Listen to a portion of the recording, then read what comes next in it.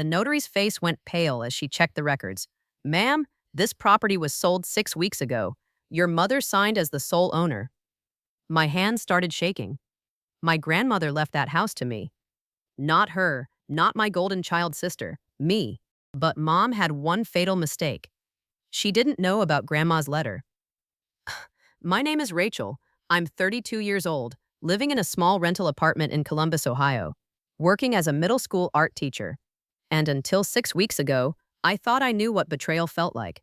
I grew up in the kind of house where love had conditions, where my mom's affection came with strings so tight they left marks you couldn't see. My older sister Jennifer was the sun. I was the shadow. It wasn't something anyone said out loud, it was just understood. Jennifer got the birthday parties with all her friends invited. I got a cake from the grocery store and dinner at home. Jennifer's report card went on the fridge with magnets and pride. Mine got a quick glance and a, "You could do better." Mom had this way of making it sound reasonable. Jennifer's more social, honey. She needs that. Or, well, Jennifer's grades actually matter for her future. As if mine didn't. As if I didn't. My dad passed away when I was 9. Heart attack. Sudden. I remember Mom crying at the funeral. But within a month, it was like she'd packed her grief into a box and stored it somewhere I wasn't allowed to access. She poured everything into Jennifer instead. Every hope, every dream, every dollar, I learned early to make myself small, to not ask for much, to be grateful for the scraps. My grandmother, my dad's mom, was different. Grandma Lois saw me, really saw me. She lived 3 hours away in a beautiful old farmhouse in rural Pennsylvania, the kind with wraparound porches and flower boxes under every window. When I visited her during summers, I could breathe. She let me paint in her sunroom. She asked about my day and actually listened. She told me I mattered. When I was 16, Grandma Lois pulled me aside during Thanksgiving. We were in her kitchen, just the two of us. She was kneading dough for rolls, her hands dusted with flour. "Rachel, sweetheart," she said quietly, not looking at me. "I want you to know something. This house, it's going to be yours one day." I froze. What? Not your mother's, not Jennifer's, yours. She finally looked up, her pale blue eyes serious. "Your father would have wanted you to have something that was just yours. A place to come home to." I felt my throat tighten. Does Mom know? Grandma Lois smiled, sad and knowing. "She will, when the time comes. But this is between you and me right now, okay?" I nodded, tears burning the corners of my eyes. Someone chose me. Someone thought I deserved something. Grandma Lois passed away 2 years ago, 78 years old, peaceful, in her sleep. At the funeral, Mom cried louder than anyone. She wore black and dabbed her eyes with tissues and accepted casseroles from neighbors like she was the grieving daughter. I stood beside her, numb, feeling like I'd lost the only person who ever made me feel like I wasn't a mistake. A week after the funeral, Mom called a family meeting at her house. Me, her, and Jennifer, sitting around the dining table like we were negotiating a business deal. "So," Mom said, folding her hands on the table, "Grandma left the house to me." As expected, my stomach dropped. "What?" "Well, I'm her daughter-in-law. It makes sense. Jennifer and I have been discussing it, and we think the best thing is to keep it in the family for now. Maybe rent it out, build some income." Jennifer nodded, sipping her wine like this was completely normal. "But Grandma told me." I started. "Told you what?" Mom's voice sharpened. I hesitated. I didn't have proof. Just a conversation in a kitchen years ago. Just a promise. "Nothing," I whispered. Mom smiled. "Good. I'm glad we're all on the same page, but I wasn't. Something felt wrong, heavy, like a stone sitting in my chest. For 2 years, I let it go. I told myself maybe I'd misunderstood Grandma. Maybe I'd built it up in my head. Maybe I was being selfish. But last month, I couldn't shake the feeling anymore. I decided to visit the county recorder's office, just to see. Just to know. That's when the notary's face went pale. That's when my entire world cracked open. I sat in my car outside the recorder's office for 20 minutes, gripping the steering wheel so hard my knuckles went white. The photocopy of the property deed was on the passenger seat, face down, like if I didn't look at it, it wouldn't be real. But it was real. The house had been sold 6 weeks ago for $340,000. My mother's signature was right there on the transfer documents. Sole owner. as if my grandmother had left everything to her, as if I'd imagined that entire conversation in the kitchen, as if I didn't matter at all. I felt sick, physically sick. My hands were trembling, my chest tight, and there was this ringing in my ears that wouldn't stop. I drove home on autopilot. I don't even remember the route. When I got to my apartment, I sat on the edge of my bed and stared at the wall. The same wall I'd been staring at for 3 years in this tiny, cramped space, telling myself it was temporary. Telling myself that one day I'd have Grandma's house, a place that was mine, a place where I could finally feel like I belonged somewhere. That night, I called my mom. She answered on the third ring, her voice bright and warm. "Rachel, honey? What a nice surprise." I almost lost my nerve. Almost. But the photocopy was still in my hand, and I couldn't unsee it. "Mom," I said, my voice shaking, "I need to ask you something." "Of course, sweetheart. What's wrong? You sound upset. Did you sell Grandma's house?" Silence. Just for a second. But I heard it. "What are you talking about?" Her tone shifted. Not warm anymore. Careful. "I went to the county recorder's office. I saw the deed transfer. You sold the house 6 weeks ago." Another pause. Then she laughed. Actually laughed. "Oh, Rachel. Honey. You're confused. That house was mine to sell. Grandma left it to me. I've told you this." "She told me it was mine," I said, and my voice cracked. "She told me when I was 16. She said Dad would have wanted me to have it." "Sweetie." Her voice dripped with pity now, the kind that made me feel small and stupid. "You were a child. You probably misunderstood. Grandma loved you, of course, but she knew I'd handle things responsibly. You know how you get emotional about these things." How I get emotional. Like my feelings were the problem. Like I was making it up. "Why didn't you tell me you were selling it?" I pressed. "Why didn't you even mention it?" "Because I didn't think I needed your permission, Rachel." Her voice hardened. "I'm your mother. I made a decision for this family. Jennifer and I agreed it was the right move. The market was good. We got a great price. Some of that money is going toward Jennifer's new business, actually. You should be happy for her." Of course it was going to Jennifer. Of course. I can't believe you'd do this," I whispered. "Do what? Make a smart financial decision?" "Honestly, Rachel, you're being dramatic. This is exactly why I didn't involve you. You make everything about yourself." And then she hung up. I sat there, phone still pressed to my ear, listening to the dial tone. My chest felt hollow. My eyes were burning, but I couldn't cry. I was too shocked, too numb. She'd gaslit me. Again. Like she always did, like she'd been doing my entire life. But this time, it wasn't about a birthday party or a forgotten recital. This time, she'd stolen something that was supposed to be mine, something Grandma wanted me to have. And she'd done it so smoothly, so confidently, like I had no right to even question her. I didn't sleep that night. I kept replaying the conversation. Her laugh, her tone. "You probably misunderstood. You get emotional." By morning, I'd made a decision. I needed proof. Real proof, not just a memory from 16 years ago. I started going through everything I had from Grandma's house. Old photo albums, birthday cards, a box of her jewelry she'd left me. And then I remembered something. The letters. Grandma Lois used to write me letters. Real, handwritten letters on floral stationery, mailed to my apartment even after I'd moved out of Mom's house. I'd kept every single one in a shoebox under my bed. I pulled the box out, my hands shaking again, and started going through them. Most were just sweet notes, updates about her garden, asking about my students, telling me she loved me.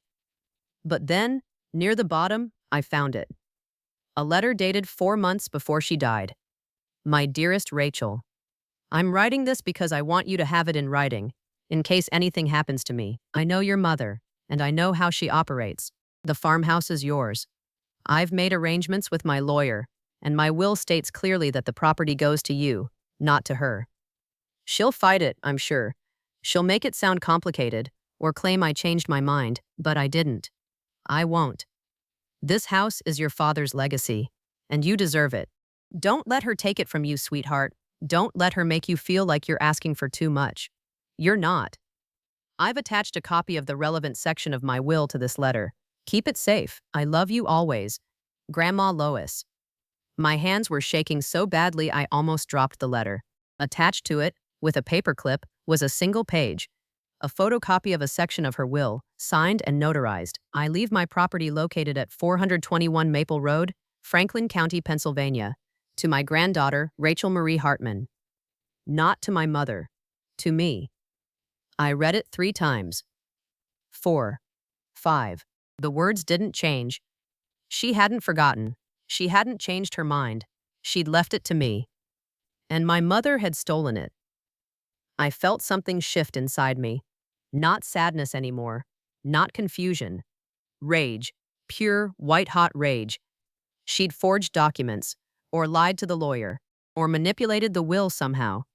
I didn't know the details yet, but I knew one thing for certain. She'd committed fraud, and I had proof. I grabbed my phone and called the lawyer whose name was on Grandma's will. It took 2 days to get an appointment, 2 days where I barely ate or slept. 2 days where Mom texted me cheerful messages like nothing had happened. Hope you're having a good week, honey. Jennifer's business launch party is next Saturday. You should come. I didn't respond. When I finally sat across from the lawyer, a tired-looking man in his 60s named Mr. Brennan, I slid Grandma's letter and the will excerpt across his desk. He read it, frowned, pulled up something on his computer. Then his face went very, very still. Miss Hartman, he said slowly, do you know what will was executed after your grandmother's death? No, I said. I was never shown it. He turned his monitor toward me. The will on file listed my mother as the sole inheritor of the property. But the date on it? 3 months after Grandma died. And the signature? It didn't match the one on the letter in my hand. Mr. Brennan looked at me, and I saw it in his eyes. He knew. Ms. Hartman, he said quietly, I think we need to contact the authorities. I walked out of Mr. Brennan's office feeling like I was moving through water. Everything felt slow and thick and unreal. He'd made copies of everything. Grandma's letter, the will excerpt, the forged documents on file. He'd said words like probate fraud and forensic document analysis and criminal investigation. But they all sounded far away, like he was speaking from the other end of a tunnel. My mother had forged a will. My mother had committed a felony, and she'd done it so casually, so confidently, that she'd sent me cheerful texts about Jennifer's business party while spending my inheritance. I sat in my car in the parking lot and finally let myself cry. Not sad crying, angry crying, the kind that makes your whole body shake and your breath come in jagged gasps. I cried for the 16-year-old girl in Grandma's kitchen who'd believed she mattered. I cried for every time I'd made myself smaller to keep the peace. I cried because the one person who'd ever chosen me was gone, and the person who was supposed to love me had stolen the last piece of her I had left. When I was done, I wiped my face with the sleeve of my jacket and drove home. I didn't know what to do next. Mr. Brennan said it would take time. Investigations, lawyers, possibly months, but I couldn't just sit there and do nothing. That night, I did something I'd never done before. I called Jennifer. She answered on the first ring, her voice distracted. Hey Rach, what's up? I'm kind of busy with party planning. Jennifer, I said, my voice steadier than I expected. Did you know Mom forged Grandma's will? Silence. Not the surprised kind, the caught kind. What are you talking about? She finally said, but her voice had gone flat. The house. Grandma left it to me. In her real will, Mom changed it. She forged documents to make it look like it was hers. Rachel, Jennifer sighed, and I could picture her pinching the bridge of her nose the way she always did when I annoyed her. Mom explained this to me. Grandma was old. She was confused toward the end. The will Mom has is the legitimate one. You're just upset because you didn't get what you wanted. I have a letter from Grandma, I said, dated 4 months before she died, with a copy of the real will attached. She knew Mom would do this, she warned me. Another pause, longer this time. Where did you get that? Jennifer's voice had changed, sharper now, worried. Grandma sent it to me. She wanted me to have proof. Well, maybe you're misunderstanding what it says. Maybe, Jennifer. I cut her off. Stop. Just stop. Did you know? When Mom sold the house, when she told you she was using the money for your business, Did you know it was supposed to be mine? The silence stretched so long I thought she'd hung up. Then, quietly, she said you wouldn't care. She said you didn't need it as much as I did.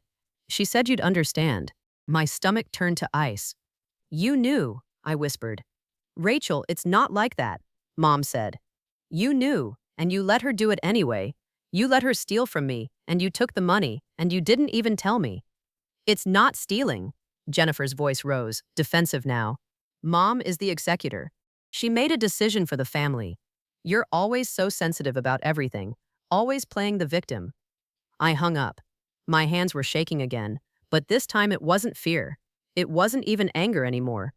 It was clarity. They'd both betrayed me, together.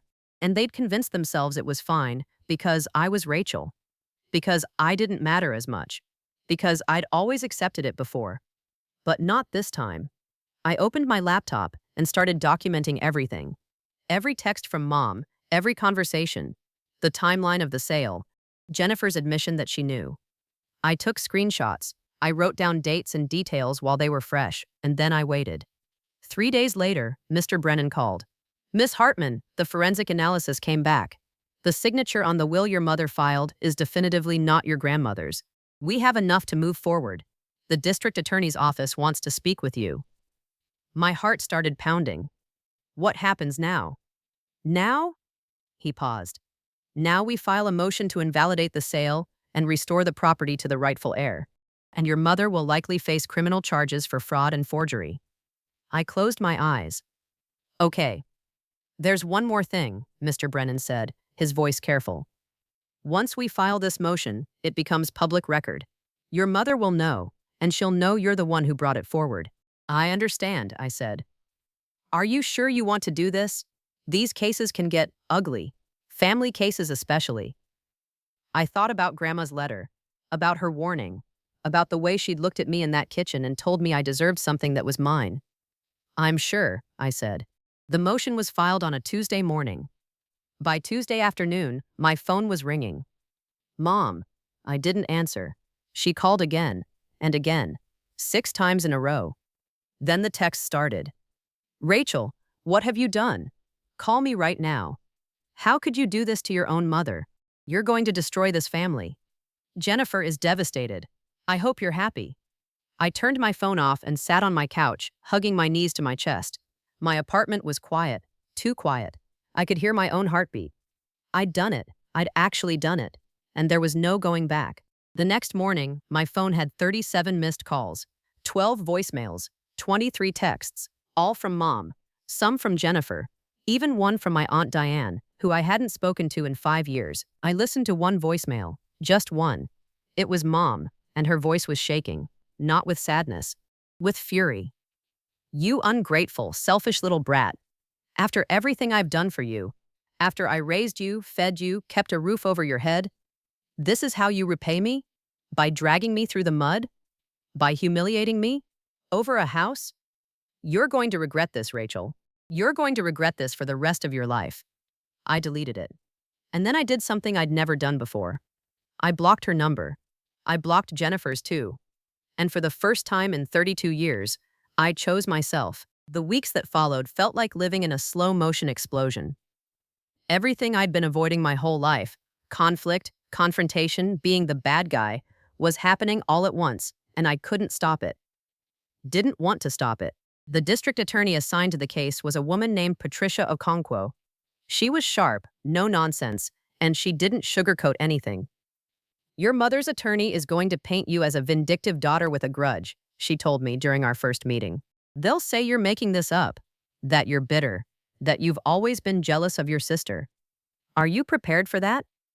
I thought about every birthday I'd been overlooked, every accomplishment Mom had dismissed, every time she'd chosen Jennifer over me without a second thought. Yes, I said, I'm prepared. But I wasn't, not really. Because 2 weeks later, Mom showed up at my apartment. I was grading papers on a Sunday afternoon when I heard the knock. I wasn't expecting anyone. When I looked through the peephole, my entire body went cold. She was standing there, alone, wearing the soft blue cardigan she always wore when she wanted to look gentle, harmless. I almost didn't open the door. My hand hovered over the deadbolt, my pulse racing. But something in me needed to face her, needed to look her in the eye. I opened the door but didn't invite her in. I stood in the doorway, blocking it. "Rachel," she said, and her voice was soft, wounded. "Can we please talk? Just the two of us? There's nothing to talk about, Mom. Please." Her eyes were red, like she'd been crying. "You're my daughter. I love you. I don't understand why you're doing this." The words hit me like a punch. For a second, just a second, I felt the old guilt rising. The old instinct to apologize, to make her feel better, to shrink myself down so she could be comfortable. But then I remembered the forged signature, the $340,000, Jennifer's business party funded with my inheritance. "You forged Grandma's will," I said quietly. "You stole from me." "I didn't steal anything." Her voice sharpened, just a little. "That house was left to me. Grandma told me herself. You just have some fantasy in your head from when you were a child." I have her letter, Mom, in her handwriting, dated 4 months before she died, saying the house was mine. Mom's face flickered. Just for a moment. Fear. Calculation. Then she shifted tactics. "Okay," she said, her voice breaking. "Okay, maybe I made a mistake. Maybe I misunderstood what Grandma wanted. But did you have to go to the police? Did you have to try to destroy me? I'm your mother, Rachel. I made one mistake, and you're treating me like a criminal. You committed fraud. You are a criminal." She flinched like I'd slapped her. "How can you say that to me?" she whispered. "After everything I've sacrificed for you?" And there it was, the same line she'd used my entire life, the same manipulation. "What did you sacrifice, Mom?" I heard myself say, and my voice was shaking now. "What did you ever sacrifice for me? Because from where I'm standing, you gave Jennifer everything, and you gave me scraps. You made me feel invisible my whole life, and the one thing, someone left for me, you stole. You didn't just take the house. You took the only proof I had that someone thought I mattered." Tears were streaming down my face now, but I didn't stop. "Grandma chose me. And you couldn't stand it. You couldn't stand that for once. I had something that wasn't about you or Jennifer. So you erased it. You erased me." Mom's expression changed. The softness vanished. Her jaw tightened. "You're being ridiculous," she said coldly. "You've always been dramatic, always so needy. Do you know how exhausting it is, trying to make you feel special when you're just not? Jennifer has drive, ambition, charm. You paint pictures for children and live in a studio apartment. I'm sorry if that hurts your feelings, but it's the truth." The words landed like bullets, each one precise, designed to wound. And they did. But they also freed me. Because for the first time, I heard her clearly.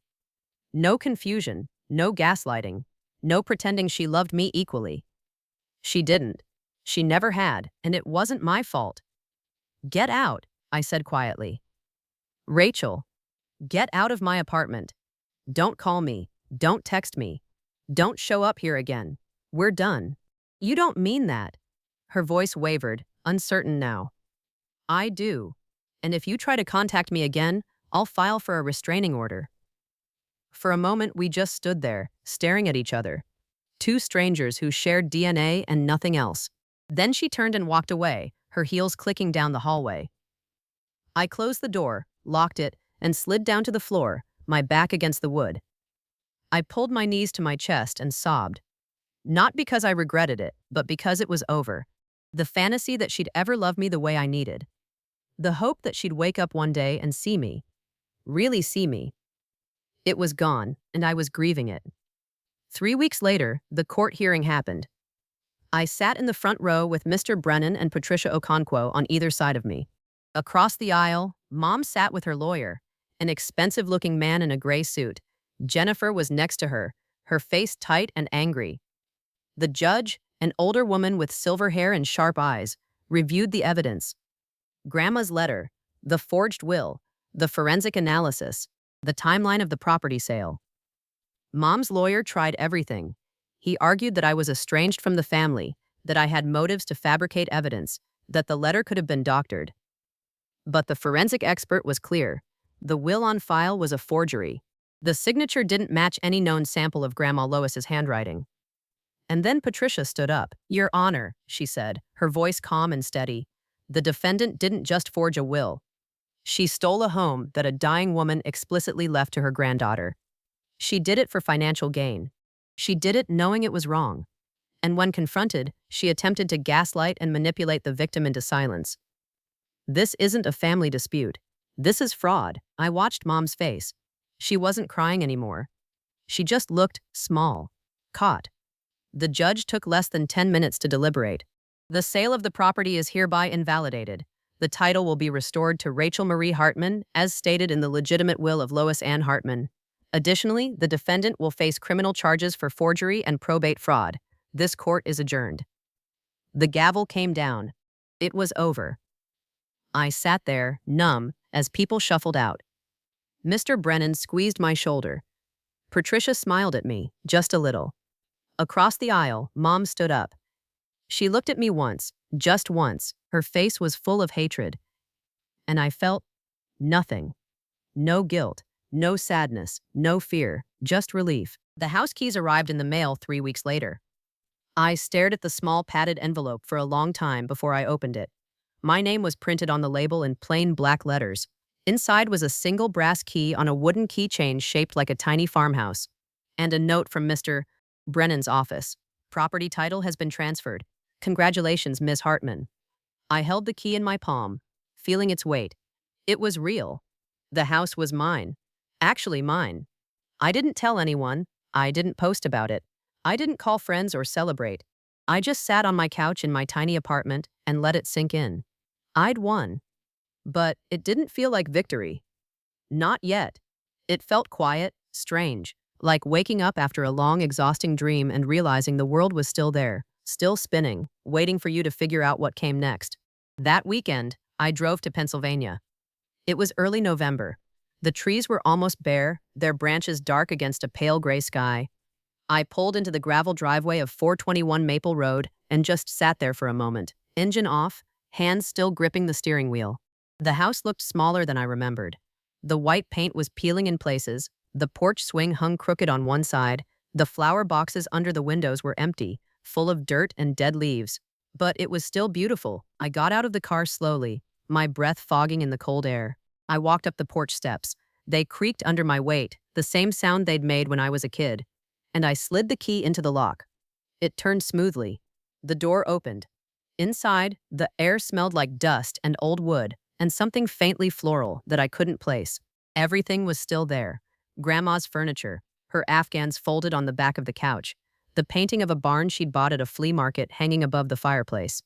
I walked through the room slowly, running my fingers along the walls, the countertops, the windowsills, the sunroom where I used to paint, the kitchen where she'd told me the house would be mine, the bedroom upstairs where I'd slept during those summers, staring out the window at the fields and feeling safe. I stood in the middle of the living room and I cried. But not the angry, broken kind of crying from before. This was different. Softer, sadder, but also lighter. I was grieving, not just for Grandma, for everything, for the mother I'd wanted and never had, for the sister who chose sides, for the version of myself who'd spent 32 years trying to be small enough to be loved. But I was also here, in this house, in the place someone had chosen for me. And I wasn't small anymore.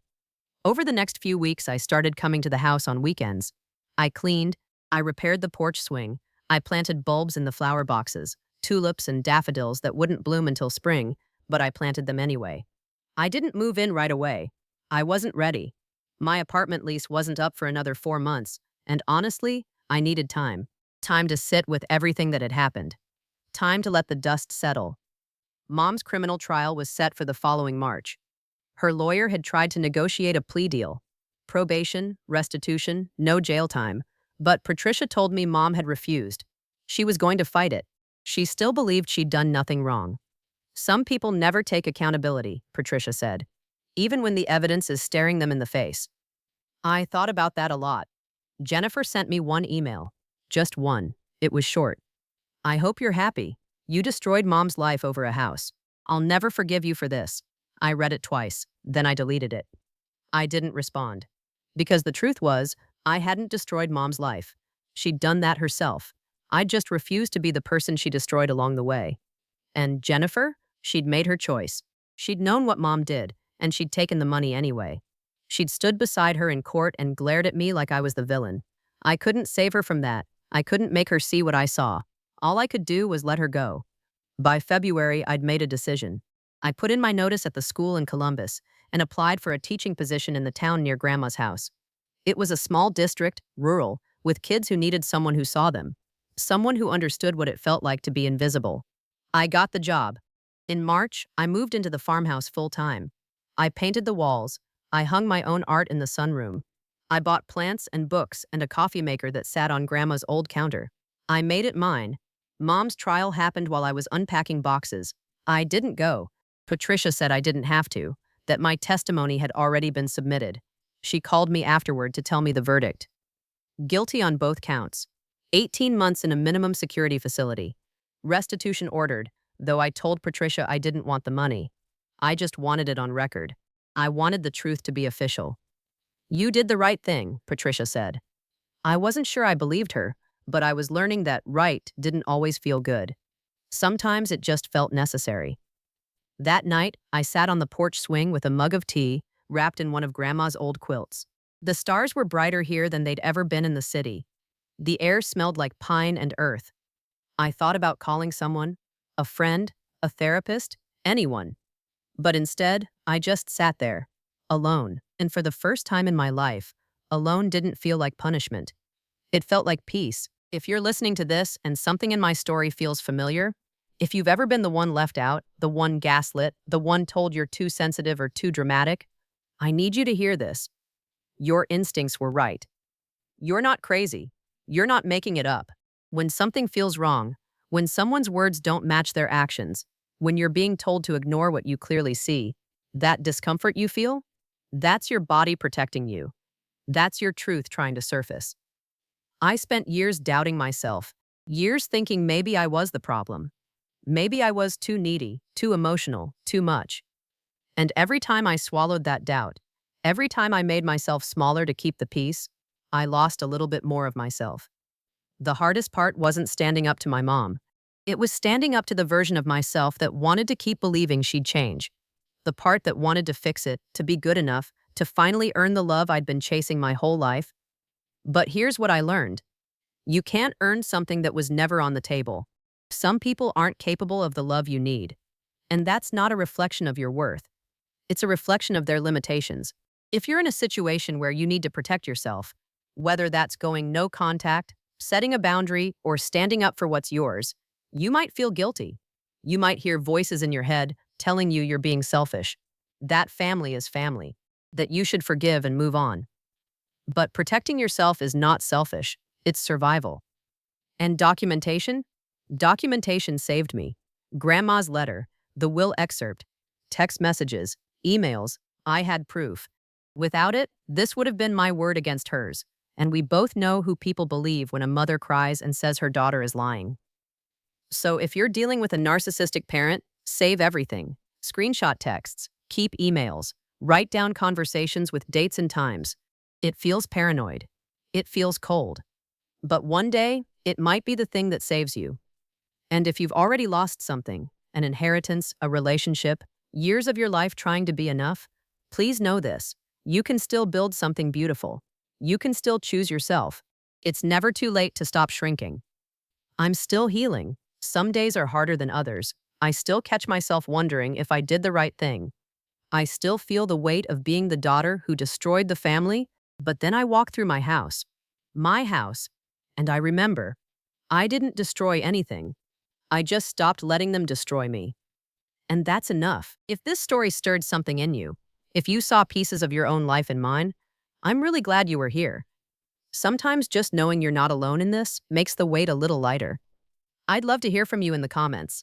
You don't have to share your whole story if you're not ready, but maybe just a word, a feeling, something that resonated.